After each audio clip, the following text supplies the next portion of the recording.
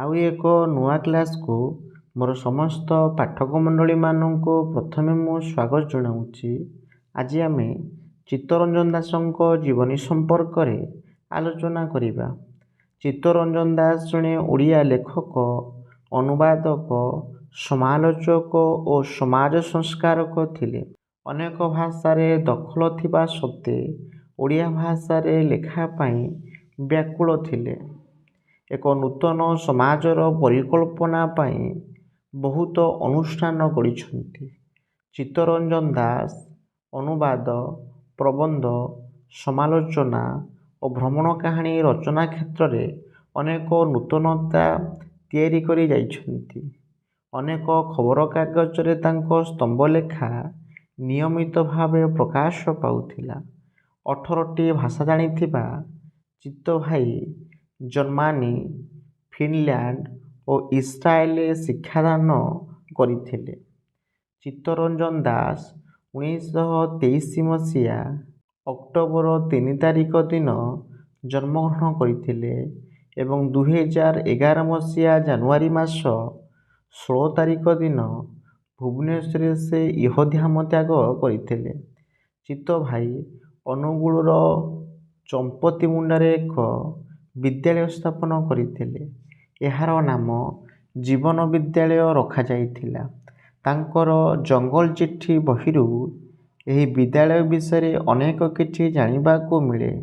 ପରେ ଏହା ସରକାରଙ୍କ ଅଧୀନକୁ ଚାଲିଯାଇଥିଲା। ଚିତ୍ତରଞ୍ଜନ ଦାସଙ୍କ ରଚନାବଳୀଗୁଡ଼ିକ ସମ୍ପର୍କରେ ମଧ୍ୟ ଆମେ ଜାଣି ରଖିବା। ସେ ରଚନା କରିଥିବା ପ୍ରବନ୍ଧଗୁଡ଼ିକ ହେଉଛି ଜୀବନ ବିଦ୍ୟାଳୟ, ଜଙ୍ଗଲ ଚିଠି, ଶିଳା ଓ ଶାଳଗ୍ରାମ, ତରଙ୍ଗ ଓ ତଳିତ, ଜାତିରେ ମୁଁ ଯବନ, ସମାଜ ପରିବର୍ତ୍ତନ ଓ ବିକାଶ, ସଂସ୍କୃତି ଓ ଓଡ଼ିଶା, ଓଡ଼ିଶା ଓ ଓଡ଼ିଆ, ଏକଲବ୍ୟ ଓ ଅନ୍ୟାନ୍ୟ ପ୍ରବନ୍ଧ, ଶିଳାତୀର୍ଥ, ମା ନିଷାଦ, ନଖ ଦର୍ପଣ, ପଶ୍ୟତି ଦଶଦିଶି, ରୋହିତର ଡାଏରୀ, ନେତା ଓ ନାରାୟଣ, ବିଶ୍ୱକୁ ଗବାକ୍ଷ, ଗାନ୍ଧୀ ଗୋପବନ୍ଧୁ ଇତ୍ୟାଦି ତାଙ୍କର ପ୍ରବନ୍ଧ ଗୁଡ଼ିକ।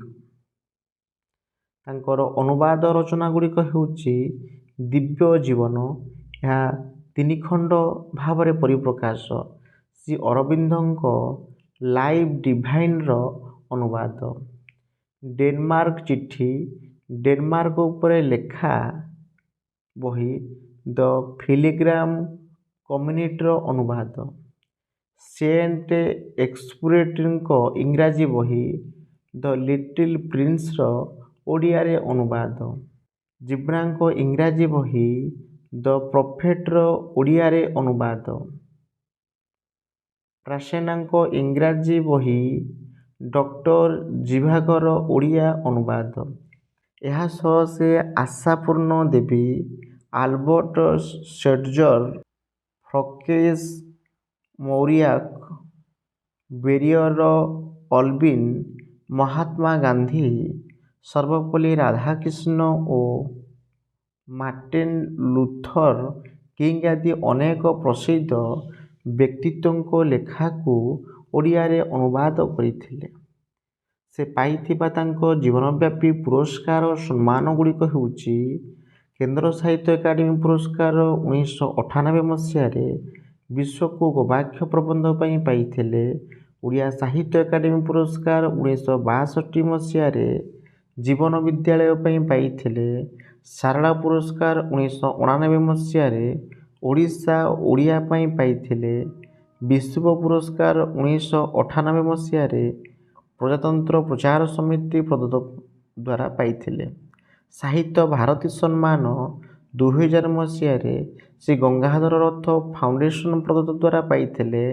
ଉତ୍କଳ ରତ୍ନ ସମ୍ମାନ 2002 ମସିହାରେ ଉତ୍କଳ ସାହିତ୍ୟ ସମାଜ ପ୍ରଦତ୍ତ ଦ୍ୱାରା ପାଇଥିଲେ। ଗୋକଣିକା ପୁରସ୍କାର ମଧ୍ୟ ସେ ପାଇଛନ୍ତି। ଏ ଥିଲା ଚିତ୍ତରଞ୍ଜନ ଦାସଙ୍କ ଜୀବନୀ ସମ୍ପର୍କିତ ଏକ ସାମୂହିକ ଆଲୋଚନା। ଏହି ଆଲୋଚନାଟି ଯଦି ପାଠକମାନଙ୍କୁ କିଛି ମାତ୍ରାରେ ସହଯୋଗ କରିପାରେ ତାହେଲେ ମୋ ଚ୍ୟାନେଲକୁ ସବସ୍କ୍ରାଇବ୍ କରିବେ, ଲାଇକ୍ କରିବେ, ସେୟାର କରିବେ ଏବଂ ନିଜସ୍ୱ ଅଭିମତ ପ୍ରଦାନ ନିଶ୍ଚିତ କରିବେ।